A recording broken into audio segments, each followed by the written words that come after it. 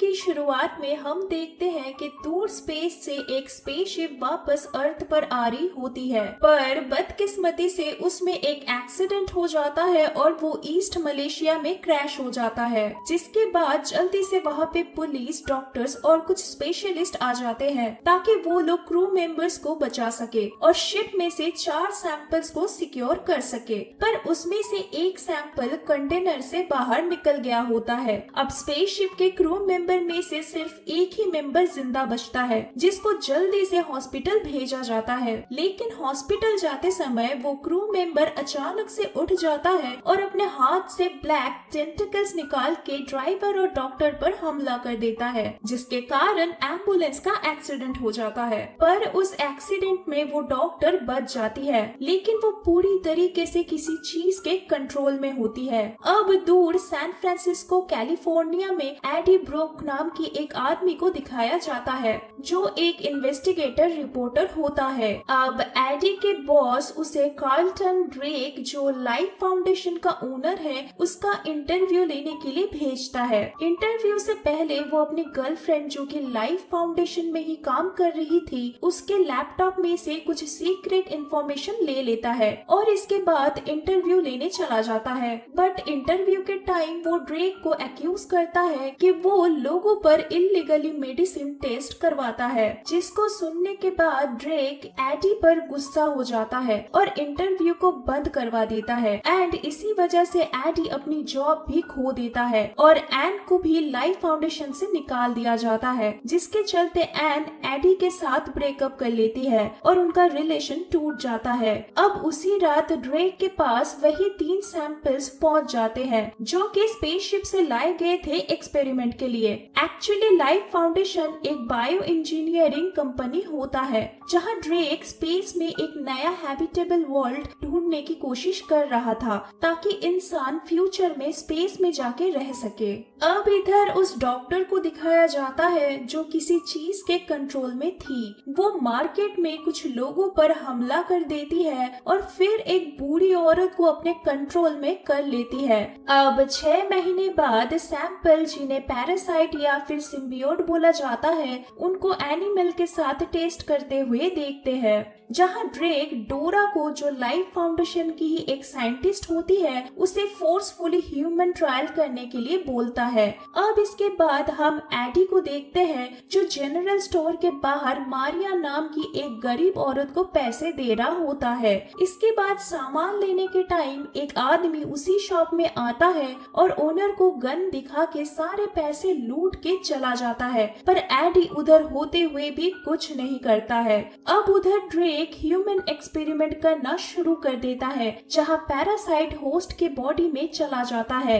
Actually इस symbiote को survive करने के लिए एक ऑक्सीजन ब्रीदिंग होस्ट की जरूरत होता है, लेकिन होस्ट इनकम्पैटिबल होने के कारण एक्सपेरिमेंट फेल हो जाता है और उस इंसान की मौत हो जाती है, क्योंकि वो सिम्बियोट किसी भी रैंडम पर्सन के साथ बॉन्ड नहीं कर पाता है। अब क्योंकि इस एक्सपेरिमेंट से इनोसेंट लोगों की जाने जा रही थी, तो डॉक्टर डोरा एडी से हेल्प मांगने चली जाती है ताकि वो ड्रेक को एक्सपोज कर सके, बट एडी डोरा को मना कर देता है कोई भी मदद करने के लिए। अब इसके बाद चलते चलते एडी एन के घर के बाहर आ जाता है, क्योंकि वो उसे बहुत मिस करता था, पर एन उससे ज्यादा बात नहीं करती है और अपने करंट बॉयफ्रेंड के साथ अंदर चली जाती है।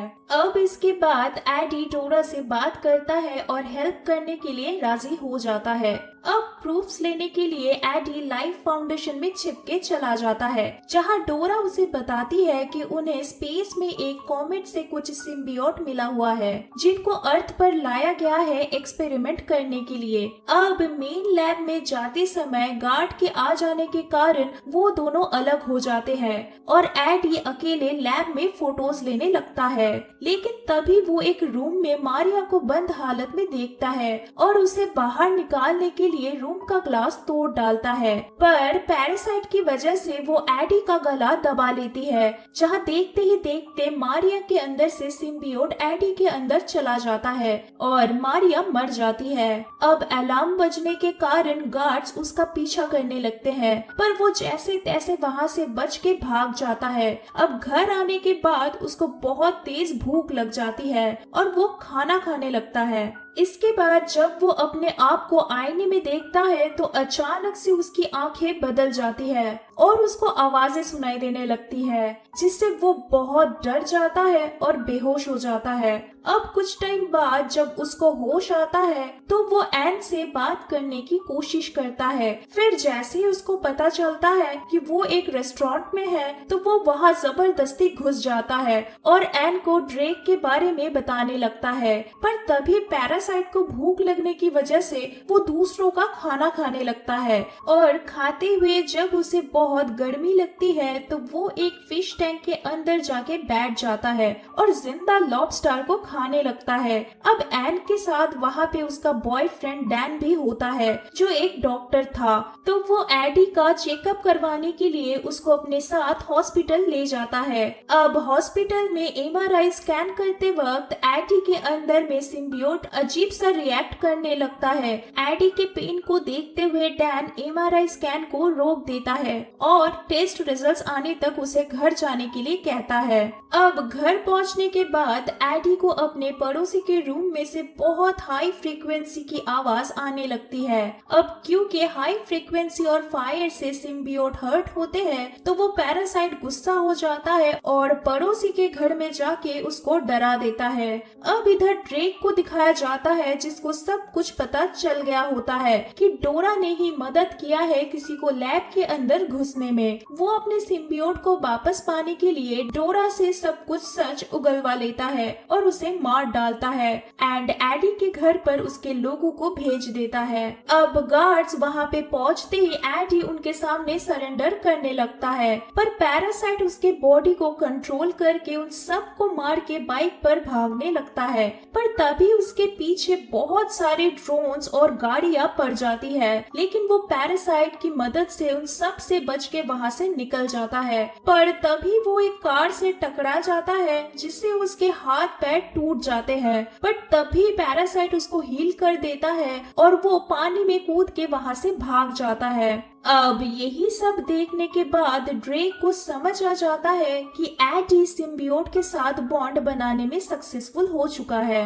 अब दूर आने के बाद पैरासाइट अपना नाम वेनम बताता है और एडी से डील करता है कि अगर वो कोऑपरेट करेगा तो वो उसे जिंदा रखेगा, वरना उसके लिए अच्छा नहीं होगा। पर इधर दूसरी तरफ हम उस मिसिंग सिम्बियोट को देखते हैं जो रैंडम ह्यूमंस के साथ बॉन्ड बनाते हुए मलेशिया से यूनाइटेड स्टेट्स तक पहुंच जाता है। अब इधर एडी के मेडिकल रिपोर्ट्स आने के बाद एन एडी से कांटेक्ट करती है, पर एडी उससे दूर रहने के लिए बोलता है। इसके बाद वो अपने पुराने ऑफिस में चला जाता है, पर वहाँ उसका दोस्त रिचर्ड उसे अंदर घुसने नहीं देता है, लेकिन वेनम उसको मदद करता है और एडी उसके एक्स बॉस के कैबिन में जाके लाइफ फाउंडेशन के खिलाफ जो प्रूफ्स उसने इकट्ठा किए थे वो रख के आता है। लेकिन बाहर जाते टाइम वहाँ स्पेशल फोर्स आ जाती है और उसे घेर लिया जाता है।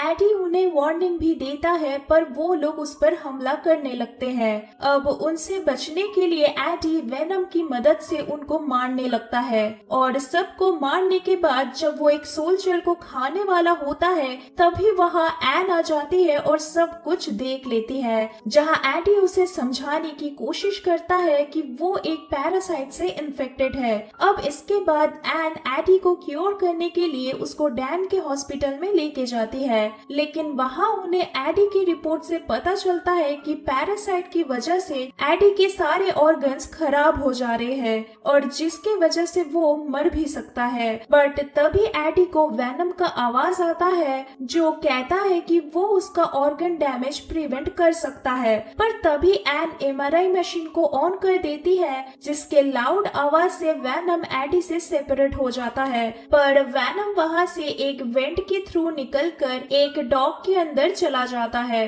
और एडी को ढूंढने लगता है। अब इधर ड्रेक को दिखाया जाता है जो अपनी लैब में एक छोटी बच्ची से मिलता है, लेकिन उस बच्ची के अंदर से पैरासाइट निकलता है और वो ड्रेक के अंदर चला जाता है। अब इधर एडी को ड्रेक के लोग पकड़ लेते हैं और उसको लैब में लेके आते हैं, जहाँ एडी को पता चलता है कि ड्रेक के अंदर भी रायट नाम की एक पैरासाइट है जो बहुत ही स्ट्रॉन्ग रॉन्ग है और वो वैनम का लोकेशन जानना चाहता है, लेकिन एडी उससे कुछ भी बताने से मना कर देता है, जिसके कारण ड्रेक के लोग उसको मारने के लिए जंगल में लेके जाते हैं। अब इधर वैनम उस डॉग से निकलकर एन के अंदर चला जाता है और एडी को जाके बचा लेता है। इसके बाद वैनम एन के बॉडी से निकलकर एडी के बॉडी में चला जाता है और बताता है कि वो एडी के साथ ही अर्थ पर रहना चाहता है, क्योंकि अब ये जगह उसको पसंद आने लगी है और एडी के साथ बॉन्डिंग के बाद उसका नजरिया भी बहुत बदल चुका है और इसीलिए अब वो अर्थ को बचाना चाहता है। जिसके बाद वो लोग ड्रेक और रायट के प्लान को रोकने के लिए चले जाते हैं, जिससे ड्रेक और रायट दूसरे सिम्बियोट को अर्थ पर ना ले आ पाए। अब इधर ड्रेक स्पेसशिप लॉन्च करने के लिए काउंटडाउन शुरू कर देता है और खुद स्पेसशिप को चलाने के लिए फैसला करता है। तभी उसे रोकने के लिए एक आदमी उसके अगेंस्ट जाता है, पर रायट वहाँ लोगों को मार डालता है। अब जब इसके बाद रायट स्पेसशिप में जा रहा होता है, तब वैनम वहाँ आ जाता है और उससे रोकने की कोशिश करता है, लेकिन दोनों के स्ट्रेंथ में डिफरेंस होने की वजह से रायट उसे अपने अंदर एब्जॉर्ब कर लेता है। लेकिन तभी एन वहाँ आ जाती है और कंट्रोल रूम में जाके हाई फ्रीक्वेंसी वाली साउंड को ऑन कर देती है, जिससे रायट और वेनम अपने होस्ट से अलग होके नीचे गिर जाते हैं। अब प्लान फेल करने के लिए एडी ड्रेक से फाइट करने लगता है, लेकिन रायट को ड्रेक के पास जाने का मौका मिल जाता है और वो एडी पर हमला कर देता है। अब इसके बाद जब वो स्पेसशिप में चला जाता है, तभी पीछे से वैनम धीरे से एडी को हील कर देता है और रायट के वेपन से स्पेसशिप को डिस्ट्रॉय कर देता है। अब एक्सप्लोजन से रायट और ड्रेक मर जाते हैं, लेकिन इधर एडी को ब्लास्ट से बचाने के लिए वैनम खुद को सैक्रिफाइस कर देता है और उसे गुड बाय बोल देता है। अब उस इंसिडेंट के बाद एडी एन से मिलता है, जहां वो दोनों वैनम के बारे में बातें करते हैं और इसी दौरान हम एडी के अंदर से वैनम का आवाज सुन पाते हैं, जिससे पता चल जाता है कि वैनम अभी भी जिंदा है और वो भी उस हादसे से बच गया था। लेकिन ये बात एडी एन को नहीं बताता है और उससे छुपा कर रखता है। अब मूवी के लास्ट में एडी वैनम को कुछ रूल्स बताता है, जहां वैनम सिर्फ बुरे लोगों को मार सकता है और बहुत कम चांस है कि वो उन्हें खा सकता है। अब इसके बाद वो लोग मिसेस चैन के शॉप में जाते हैं, जहां वही पुराना आदमी फिर से पैसे लेने आया हुआ होता है, लेकिन इस बार एडी चुपचाप नहीं रहता है। वो लोग उस आदमी के पास जाते हैं और उसको खा के वहाँ से निकल जाते हैं।